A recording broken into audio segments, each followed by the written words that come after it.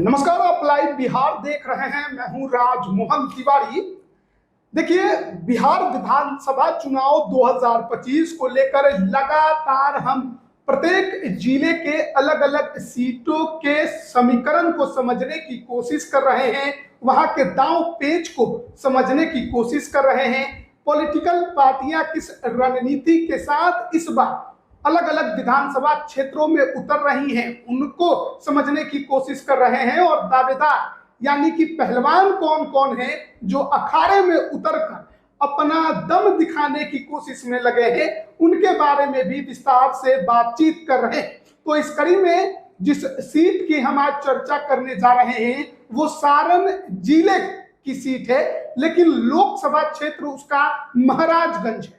नाम है सीट का तरैया विधानसभा। यहां से जो वर्तमान में विधायक हैं वो बीजेपी के बड़े नेता, कद्दावर नेता जनक सिंह हैं। दूसरी तरफ अगर बात करें तो इस सीट पर आरजेडी का भी दबदबा रहा है। तो 2025 के चुनाव में क्या होगा? क्या पहलवान बदलेंगे या फिर कुछ नई तस्वीर यहां हमें देखने को मिलेगी? इस पर बात करेंगे। हमारे साथ राजनीतिक विश्लेषक राय प्रतीक मौजूद हैं। कैसे देखते हैं तरैया विधानसभा को? नमस्कार तिवारी जी। तरैया सारण जिले का विधानसभा क्षेत्र है और तरैया कुछ दिनों से काफी चर्चे में रहा है जनक सिंह के बयान को लेके, जनक सिंह की एक्टिविटी क्रियाकलाप को लेके। विधानसभा के दौरान तेजस्वी यादव से भिड़ गए थे। बिल्कुल बिल्कुल, मौजूदा विधायक भी हैं। तो तरैया पहले सारण लोकसभा क्षेत्र का हिस्सा होता था, जहां तक हमारी जानकारी में है। अगर हम सही सत्य उस समय छपरा लोकसभा होता था। बिल्कुल, छपरा लोकसभा होता था। तो तरैया के राजपूत क्षत्रिय समाज जो है बिहार में, राजपूतों की कुछ गिनी चुनी सीट है जिन्हें वो चित्तौड़गढ़ बताने का प्रयास करते हैं, जिसमें औरंगाबाद सदर की सीट है, बरहड़ा है, नवीनगर है, उसके बाद बाढ़ है को बोलते हैं, लेकिन बाढ़ वैसी सीट नहीं है। फिर सारण में तरैया बोला जाता है, क्योंकि पूरे सारण कमिश्नरी में राजपूत वोटरों का होल्ड वाला सीट जो है तरैया माना जाता है। वैसे एक हमारे सर्वे टीम जो काम कर रही है, तो पूरे बिहार में राजपूत समाज के वोट किसी भी सीट पे 1 लाख नहीं है, 1 लाख से नीचे 90,000 भी नहीं है। चाहे औरंगाबाद की सीट हो या नवीनगर की सीट हो या बराड़ा की सीट हो, इस पर हम बाद में चर्चा करेंगे। और ये जो सीट है वो यादवों और राजपूतों के संघर्ष की सीट रही है। सारण जिले में यादवों की सबसे बड़ी आबादी है, दूसरी सबसे बड़ी आबादी राजपूतों की ही है, इसमें कोई संशय नहीं है। उसके बाद ही कोई तीसरी आबादी है, चाहे भूमिहार हो या चाहे कोरी कुर्मी हो, उसके बाद ही किसी की संख्या आती है। पहले यादव फिर पहले यादव फिर राजपूत फिर भूमिहार। तो तरैया की बात कर लें तो तरैया का जो इतिहास रहा है, तरैया के इतिहास में प्रारंभिक समय से ही बाबू साहब का ठसक रहा है। लड़ते रहे हैं, अपने स्वाभिमान और आत्मसम्मान से जुड़ा हुआ सीट वो मानते हैं। पहले राजनीतिक इतिहास की चर्चा कर लेंगे, फिर सामाजिक संरचना और उसकी बुनावट पे आएंगे। तो 1967 में ये सीट जो है अस्तित्व में आया। धर्मनाथ सिंह प्रथम विधायक बने। उसके बाद 1969 में प्रभु नारायण सिंह, 72 और 77 में फिर धर्मनाथ सिंह, फिर 80 देखिए प्रभुनाथ सिंह, फिर 85 रामदास राय यादव, फिर देखिए 1990 में राजीव प्रताप रूढ़ी तरैया से विधायक बने। 1995 और 2000 में फिर रामदास राय, फिर 2005 के फरवरी में जनक सिंह, अक्टूबर में रामदास राय, मतलब राजपूत बनाम यादव। फिर देखिए 2010 में जनक सिंह, फिर 2015 में फिर मुंद्रिका प्रसाद राय, रामदास राय के भाई, हाँ, राजपूत फिर यादव फिर राजपूत, फिर देखिए 2020 जनक सिंह। तो कह सकते हैं कि राजपूत बनाम यादव की ये सीट है। और छपरा जिला का बड़ा ही दिलचस्प सीट है, जहाँ पे यादव बनाम राजपूत की लड़ाई होती है, गिने चुने सीट है। तो तरैया का बुनावट अगर जहाँ देखेंगे, पहले तो समीकरण ही बहुत अलग किस्म का सारण के जिले में हुआ है। तो एक मसरक पहले विधानसभा क्षेत्र होता था, परिसीमन से पहले। हाँ, परिसीमन से पहले। तो मसरक विलुप्त हो गया। तो मसरक प्रखंड को जोड़ दिया गया बनियापुर के साथ, जो भूमिहारों की सीट रही। तो अभी जो तरैया है, इसमें 3 प्रखंड आते हैं, तरैया, पानापुर और ईशुपुर। और इसी का पड़ोसी है पानापुर, मसरक, समझिए जुड़वा प्रखंड होता है, इस तरह से कहा जाता है। तो कह सकते हैं कि इस तरैया और ये के साथ मसरक ब्लॉक को, मौजूदा तरैया के साथ मसरक को जोड़ के और कुछ हिस्सा को जोड़ के मसरक और तरैया विधानसभा सृजित किया जा सकता था लेकिन परिसीमन कुछ अलग तरीके से हुआ। बनियापुर, मसरक को बनियापुर के साथ मिला दिया गया। बनियापुर मांझी की तरफ थोड़ा बढ़ सकता था, वैसे भी मांझी विधानसभा में बनियापुर की 3 पंचायतें आती।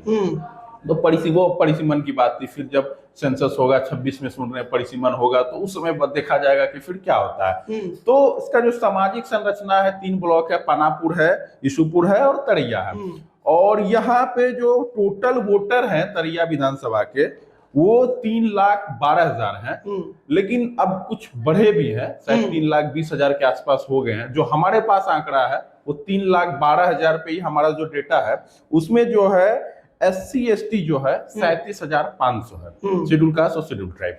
मुस्लिम 35,500 है। हालांकि बहुत लोग कहते हैं कि मुस्लिम की संख्या थोड़ी कम है, 30,000 32,000, लेकिन जो हमारा सेंसस है, जो मुस्लिम SC ST और मुसलमानों का जो सेंसस होता है, तो जिस हिसाब से मुस्लिम के वोटरों में इजाफा भी तो थोड़ा, इंक्रीमेंट भी तो हमारे और आपके वोटरों की तुलना से थोड़ा ज्यादा होता है। तो मुस्लिम समाज 35,500 है।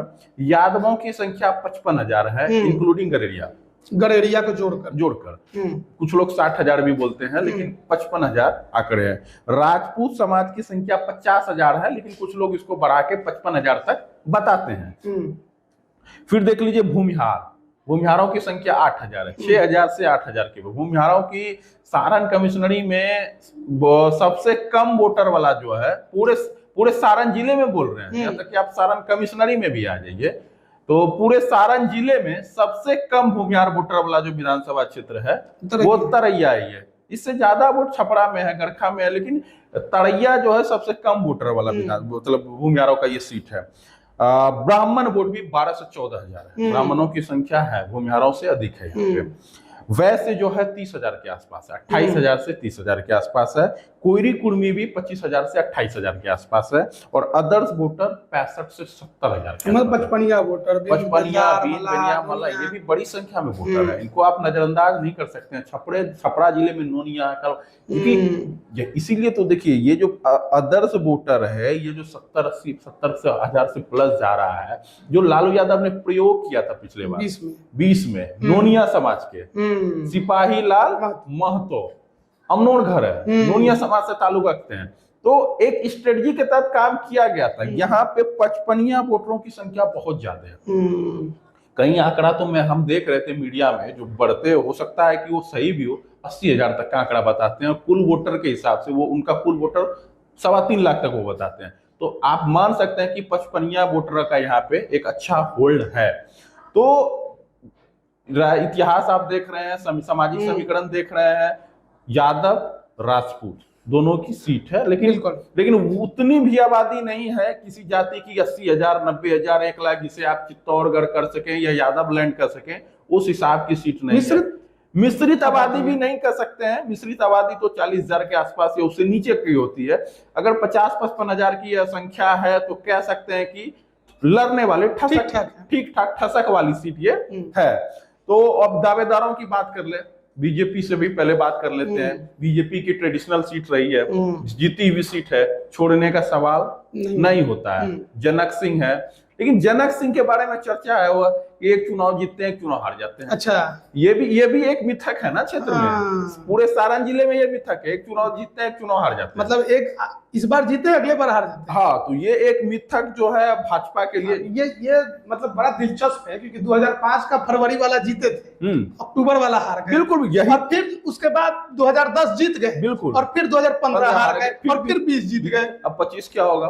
तो ये भी वक्त के गर्भ में है, लेकिन ये एक मिथक है, उनके साथ जुड़ा हुआ है कि वो एक चुनाव जीतते हैं, एक चुनाव हारते हैं। तो इनके साथ ये एक मिथक है, एक उनका निगेटिव पॉइंट है। दूसरा निगेटिव पॉइंट ये है कि ये अत्यधिक मिलनसार नहीं है, फ्रेंडली नहीं, पब्लिक फ्रेंडली नहीं है। क्षेत्र में जो होता है ना, आमंत्रण निमंत्रण, जिसको आप न्योता हकारी कहते हैं, न्योता हकारी ज्यादा नहीं करते हैं, उसमें ज्यादा इंटरेस्ट नहीं रखते हैं। बहुत ही अपनी इनका सीमित है, दायरा का। हालांकि काम को लेकर तारीफ होती है, काम करते हैं, लेकिन दायरा सीमित है, गिने चुने लोगों को ही अपने अपने पास रखते हैं, अपने उन्हीं के जो है उन्हीं के टीम से अपने मतलब जो टीम होता है इनका गिने चुने लोगों का, उसी के हिसाब से ये क्षेत्र को साधते भी हैं, चलाते भी हैं, काम भी कराते हैं, सब कुछ इनका एक सीमित टीम है। हालांकि बीजेपी में पकड़ है, मजबूत नेता पकड़ है। अभी तो विधानसभा में देख ही रहे थे, काफी वोकल होके बोल रहे मुख्य सचेतक है। बिल्कुल बिल्कुल बिल्कुल। तो सीनियर लीडर है, मंत्री बनने के भी नाम में इनका चर्चा आ रहा इसी को था। लेकर तो तेजस्वी से बहस हो गया था। हाँ, तो तेजस्वी यादव ने कह दिया जनक सिंह को कि आप तो मंत्री बनते बनते रह गए। बिल्कुल बिल्कुल। तो जनक सिंह के ही एक दावेदार है बीजेपी में, ये ऐसा नहीं है, विकल्प के रूप में है। प्रियंका सिंह है, जिला पार्षद है, हाँ अच्छी नेत्री है, ग्राउंड पे काम करती है, जमीनी नेता है। तो प्रियंका सिंह भी भाजपा में जनक सिंह के विकल्प के रूप में है और मजबूती से दावेदारी कर रहे हैं। सिर्फ यही दो नहीं, एक तीसरा नाम भी है। अच्छा, महाराजगंज के जो सांसद हैं जनार्दन सिंह सिगरीवाल, उनका पुत्र मोह अभी तक नहीं गया है। वो अपने पुत्र को चुराना चाह रहे हैं तरैया से। और भी सीटें उनके नजर में है, लेकिन तरैया प्राथमिकता में है। तो जनार्दन सिंह, लेकिन भाजपा में पुत्र को टिकट मिले इसकी संभावना कम है। मतलब पिता सांसद हैं। बिल्कुल बिल्कुल बिल्कुल। तो इसकी सबसे बड़ी बात है कि जनार्दन सिंह सिग्रीवाल महाराजगंज के ही सांसद हैं। बिल्कुल और तरैया विधानसभा महाराजगंज लोकसभा के अंतर्गत ही आता है। बिल्कुल बिल्कुल। और वैसे देख लें लोजपा में प्रभुनाथ सिंह के एक भतीजे हैं, काफी रील्स, उनको बोला जाता है रील्स मैन। अच्छा, मतलब एनडीए के अंदर लोजपा भी सीट पर दावेदारी करेगी, कर सकती है, क्योंकि युवराज सुधीर सिंह है तो वो जेडीयू के अंदर अभी। अब जेडीयू में है कि लोजपा में, उनका कुछ पता नहीं चलता है। उनका बस यही है कि उनका रील्स काफी आता है मीडिया में, चुनाव लड़ना है। हाँ, चुनाव लड़ना है। पहले भी तरैया से निर्दलीय लड़ चुके हैं। 15-16 सकड़ आता है, मोटा मोटा चैन पहनेंगे, एकदम जुबान भी एकदम टाइट रहता है, राजपूतों की बात भी करते हैं। प्रभुनाथ सिंह के भतीजे हैं, अब प्रभुनाथ सिंह के परिवार को फायदा पहुंचा रहे हैं या नुकसान पहुंचा रहे हैं, ये तो बात की बात है, लेकिन ठसक में रहते हैं। चुनाव लड़ना चाहते हैं, सोच रहे हैं निर्दलीय लड़े कि लोजपा से टिकट मिल जाए, कहीं तो आरजेडी में रहते हुए निर्दलीय लड़ गए। बिल्कुल बिल्कुल। और रील्स पर जमीन से ज्यादा उनका रील्स जब बहुत वायरल होता है, सोशल मीडिया पर रील्स बहुत चलता है। रील्स के बारे में कहा जाता है कि राजपूतों में सबसे ज्यादा रील्स किसी नेता का आता है मीडिया में, तो युवराज सुधीर सिंह का। सुधीर सिंह कई बार विवादों में भी रहे, खेसारी लाल यादव बिल्कुल लेकर ऑडियो वायरल हो या और कई मुद्दों पर मुखर भी रहते हैं। बात अब महागठबंधन की भी कर लें। अब महागठबंधन में ये सीट है आरजेडी की, और आरजेडी पिछले बार अति पिछड़ा को चुनाव लड़ाई है, नोनिया को। क्या सिपाही लाल महतो को, क्या सिपाही लाल महतो इस बार भी दावेदार है, क्षेत्र में लेकिन क्षेत्र में घूम रहे हैं, घूम तो रहे, लेकिन क्या आरजेडी ये सीट रिटेन करेगी? अच्छा, ये भी सवाल है। सारण में बहुत सारा बदलाव हो रहा है। अच्छा, महागठबंधन के बिल्कुल बिल्कुल। हम आपको बताए ना, सब जगह से यादव यादव यादव, खाली सिर्फ यादव प्रत्याशी की भरमार है। कुछ बदलाव होगा, किसी सीट पे ब्राह्मण को भी लड़ाया जाएगा, किसी सीट पे भूमिहार को भी लड़ाया जाएगा। बनियापुर एकमा जैसी सीट है भूमिहार लड़ाने के लिए, हाँ, A to Z की बात है। सारण कमिश्नरी में भूमिहार को किसी एक सीट पे लड़ाया जाएगा, किसी एक सीट पे ब्राह्मण को एडजस्ट किया जाएगा। राजपूतों की भी चर्चा, राजपूत तो पहले भी लड़ाते आए हैं। छपरा से पिछली बार रणदीप सिंह को चुनाव लड़ाए थे, बनियापुर से प्रभुनाथ सिंह के भाई को चुनाव लड़ाए थे। तो चर्चा है कि A to Z की इस बार जो है मतलब समाओं का सामंजस्य जो आरजेडी के समीकरण में फिट बैठता हो, क्योंकि आरजेडी को भी देखना है ना। महाराजगंज लोकसभा बहुत कुछ आरजेडी के लिए छपरा में बदल गया है, क्योंकि प्रभुनाथ सिंह का परिवार जो लंबे समय से आरजेडी में था, अब वो जेडीयू में जा चुका है। वही कह रहे हैं ना, आरजेडी को भी देखना है ना, लड़ाई किससे हो रही है। सारण लोकसभा हो या महाराजगंज लोकसभा हो, लड़ाई हमारी राजपूतों से हो रही है, दोनों बगल से राजपूत सांसद हैं। ऐसे में सवर्णों को साधना पड़ेगा। ऐसे में समीकरण में किसको साधना पड़ेगा? क्या राजपूत के काट पे भूमिहार को साधना पड़ेगा? क्या राजपूत के वोट में सेंधमारी हो सकता है? संभव है, प्रयास किया गया है, वो सफल हुआ है या नहीं हुआ है? क्या राजपूतों को करके मतलब आगे करके फिर मतलब साधना, ब्राह्मण भी है, ब्राह्मणों की भी संख्या है, और भी जाति है, छोटी छोटी जातियां हैं। तो सारण में भूमिहारों की संख्या दोनों लोकसभा में, सारण में भी महाराजगंज में काफी अधिक है। तो देखना है राजद क्या समीकरण। ऊपर से देखिए लेफ्ट पार्टी भी है, कांग्रेस भी है, सबों का दावा है, तरैया में भी दावा है, आएंगे इस पे। अभी देखिए आरजेडी में पहले दावेदार सिपाही लाल महतो है, पूर्व प्रत्याशी मुंद्रिका राय है, पूर्व विधायक है। उसके बाद देखिए नितेंद्र प्रसाद यादव है, प्रमुख जी हैं। अच्छा, हाँ। उसके बाद देख लीजिए अजय राय है, एक मुखिया है, ये भी यादव है। फिर राजेश राय, ये भी यादव है। उसके बाद मिथिलेश राय, ये भी मुखिया है। यादव, ये भी मुखिया है। और पिछला बार निर्दलीय चुनाव मिथिलेश राय लड़े थे। बिल्कुल, बिल्कुल। और मुझे लगता है लगभग 10,000 के आसपास बिल्कुल, वोट भी लेकर आए थे। मजबूत नेता है, अभी पैरोकारी कर रहे हैं, कांग्रेस में भी घूम रहे हैं ये तो। हाँ, ये तो सब दरबार में जा रहे हैं। अब जा रहे हैं नहीं जा रहे हैं ये किसी को मालूम नहीं है। नहीं, चुपके चुपके भीतर भीतर तो इनकी वो खिचड़ी पक देखिए रही है। जाहिर बात है कि जब किसी पहलवान को लगेगा कि सीट इधर से उधर हो रही है तो फिर वो चारों तरफ नहीं, घूमना तो शुरू करेंगे। इससे आप कह सकते हैं कि दावेदार सजग है। हाँ। सभी पार्टियों में जो है अपनी पैरोकारी को रख रहा है। तो यादवों की लंबी कतार है। अब तरैया में पारंपरिक रूप से यादव लड़ते आए हैं। यादवों की भी स्वाभिमान वाली सीट है तरैया। ऐसा नहीं है कि राजपूतों की सीट है, राजपूत और यादव दोनों की सीट है। तो क्या यादव फिर से लड़ना चाहेंगे? क्या लालू यादव कोई बदलाव करते हैं, जैसे पिछली बार एक अति पिछड़ा को लड़का के यहाँ से बदलाव किए? तो देखना होगा। यादव है। तो पिछली बार 2020 में लालू यादव ने जो प्रयोग किया वो सक्सेस नहीं हुआ, सफल नहीं हुआ। लेकिन आप उस चीज को इग्नोर भी तो नहीं कर सकते हैं ना। अति पिछड़ा एक बड़ा फैक्टर है। आप अति पिछड़ा वोट को पूरे अगर विपक्ष के खेमे में छोड़ दीजिएगा नीतीश कुमार के लिए। अब आपके साथ मुकेश सहनी आए हैं। मुकेश सहनी उनके सहारे अति पिछड़ा वोट को सारण कोशिश करेंगे। सारण कमिश्नरी में आप मुकेश सहनी को फिर एक सीट पे चुनाव लड़ाइए। पिछले बार मुकेश सहनी बनियापुर लड़े थे, आप दे दीजिए बनियापुर मुकेश सहनी को। ओझा जी फिर लड़ेंगे वहां से, भूमिहार भी सदा जाएगा, अति पिछड़ा भी सदा जाएगा। तो देखने वाली बात होगी। तो अब देख लीजिए कांग्रेस भी ये सीट मांगती है। अच्छा, मांगने का कारण है अखिलेश सिंह ही चुनाव लड़े थे, बेटे लड़े या अखिलेश सिंह ही चुनाव, महाराजगंज लोकसभा अखिलेश सिंह ही चुनाव लड़े थे। पिता पुत्र जो भी चुनाव लड़े, नाम तो पिता का ही है। अखिलेश बाबू चुनाव लड़ रहे थे, उधर रोहिणी आचार्य, इधर अखिलेश प्रसाद सिंह। बेशक आकाश कुमार सिंह बेहतर नेता, अच्छे उभरे भी, काफी मजबूत टक्कर दी, महज 1 लाख वोट से चुनाव हारे हैं, मजबूत फाइट दिए हैं महाराजगंज लोकसभा क्षेत्र में। लेकिन अखिलेश प्रसाद सिंह भी तो चाहेंगे ना कि कांग्रेस को कुछ सीटें मिले महाराजगंज लोकसभा में या सारण जिले में या सिवान जिले में। तो उसमें एक तरैया भी सीट है जो देखिए अब अखिलेश सिंह क्या चाहेंगे अब उन पर निर्भर नहीं करता है, क्योंकि ना वो प्रदेश अध्यक्ष है, ना प्रदेश अध्यक्ष भी पार्टी का बदल गया है, प्रभारी भी बदल गया। देखिए ये सब तो स्ट्रेटजी के तहत बदला ना। अति पिछड़ा दलित वोटों को फोकस किया जा रहा है। लेकिन जो वरिष्ठ नेता है मीरा कुमार के क्षेत्र में, आप तारिक अनवर के क्षेत्र में, अखिलेश प्रसाद सिंह के क्षेत्र में, या अखिलेश प्रसाद सिंह के जो प्रभाव वाली सीट है, जो उनकी अपनी सीट मानी जाती है, उसमें ज्यादा आक्षेप नहीं कर सकते। डिपेंड यही करेगा लालू यादव क्या चाहते हैं। और लालू यादव और अखिलेश सिंह के रिश्ते आपको पता ही होगा कितने प्रकार है। और बिना अखिलेश सिंह का राजद और कांग्रेस का खिचड़ी भी अच्छे से पक नहीं सकता है। तो सारी कहानी है। तो यहाँ पे तरैया सीट में अखिलेश सिंह के एक राजपूत पहलवान है, अच्छा, जिनको वो आश्वासन दिए हैं कि चुनाव लड़ाएंगे। बनियापुर में उनकी वैकेंसी नहीं बन रही है। तारकेश्वर सिंह पूर्व विधायक, वो पहले भी चुनाव लड़े हैं 2010 में तरैया से लड़े थे। और मसरक तरैया ये तो आपको पता है, जुड़वा पड़ोस का सब प्रखंड है, सीट है। तो तारकेश्वर सिंह, बनियापुर में वैकेंसी नहीं बन रही है, क्योंकि भूमिहारों को भी लड़ाना, और बनियापुर भूमिहारों के स्वाभिमान लड़े या यादव लड़ाए, किसको भी लड़ाए। अब देखिए यादव लड़ाए या किसी को भी लड़ाए, लड़ाना तो A to Z की बात करें, कहीं ना कहीं इसको लड़ाना पड़ेगा। तो इसमें जो है तारकेश्वर सिंह को चाह रहे हैं कि तरैया शिफ्ट कर दिया जाए, ऐसी चर्चा है। अगर तारकेश्वर सिंह चुनाव नहीं लड़ सकते, उनकी पत्नी लड़ सकती। एक चर्चा है अगर राजपूत को ही लड़ाना है तो और भी है, जितेंद्र स्वामी भी है, तो वो बहुत लोग हैं। तो जो अखिलेश मेहनत किया है जितेंद्र स्वामी ने, जो अखिलेश सिंह के खेमे के राजपूत माने जाते हैं, तो तरैया उनको शिफ्ट करने की बात हो रही है। इसके लिए सीट तो कांग्रेस के कोटे में आए तब तो। यह अखिलेश सिंह माइट्स खिलाड़ी है, वो तो राजद के भी सिंबल पे अपने लोगों को सेट करने में महारत हासिल है उन्हें। तो फिर भी देखेंगे, तरैया सीट भी कांग्रेस मांग रही है, मांझी भी मांग रही है, तरैया भी मांग रही है। तो देखना होगा कांग्रेस को कौन सी सीट मिलती है। मांझी सीपीएम की सीट है, ये भी देखना होगा।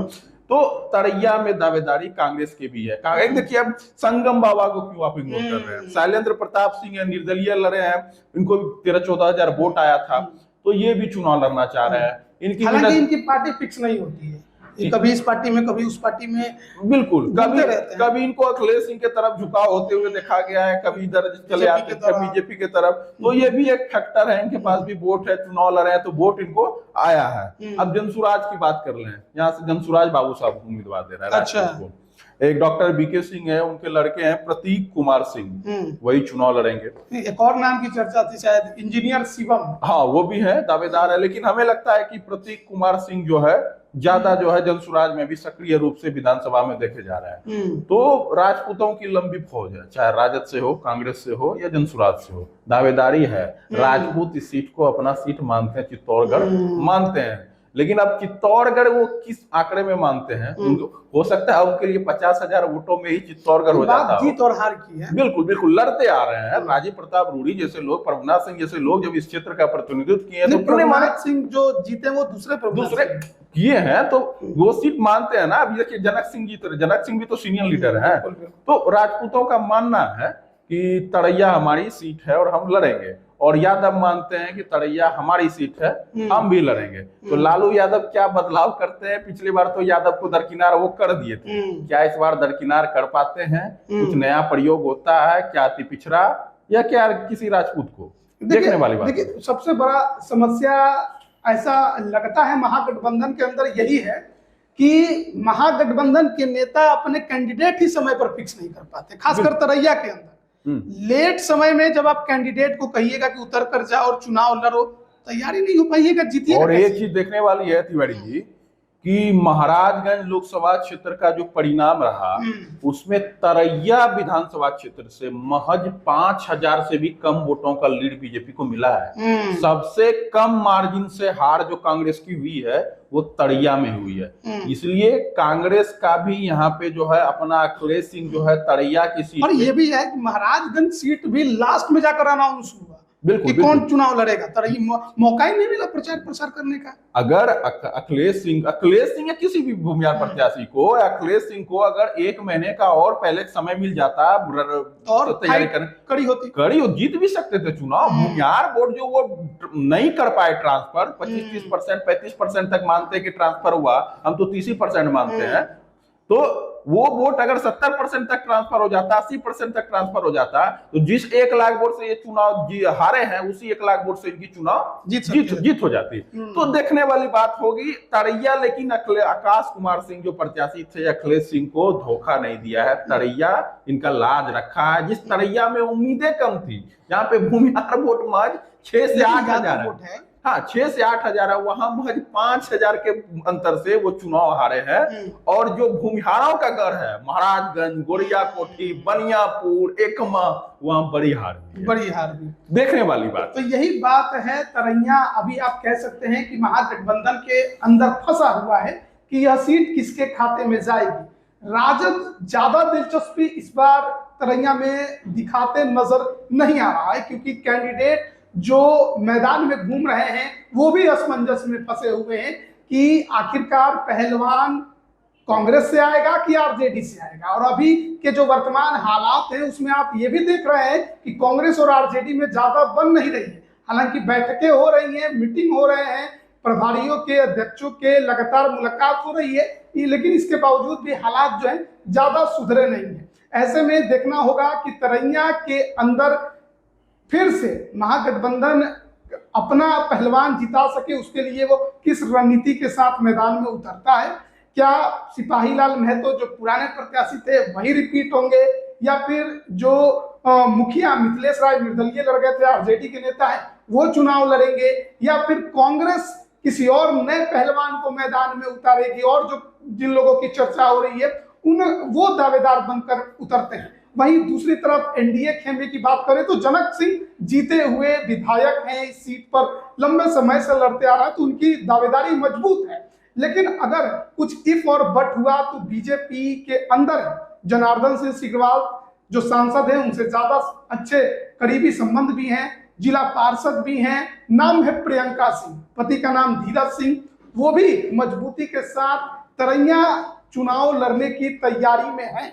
बीजेपी के अंदर बहुत पहले से हैं। अब देखना बड़ा दिलचस्प है कि सचमुच क्या जनक सिंह के विकल्प के तौर पर प्रियंका सिंह मैदान में आती है, या फिर एनडीए के अंदर भी जिस तरीके से सीट बंटवारा को लेकर अभी से कुछ चीजें देखने को मिल रही है। ऐसे में लोजपा का जो दावा है उसमें कोई नया चेहरा सामने आ सकता है। कहा जा रहा है कि सुधीर सिंह चिराग पासवान के जरिए फील्डिंग कर रहे हैं, कोशिश कर रहे हैं, देखना है कामयाबी किसको मिलती है। आप इस पर क्या राय रखते हैं कमेंट करके जरूर बताएं। आप सभी का बहुत बहुत धन्यवाद।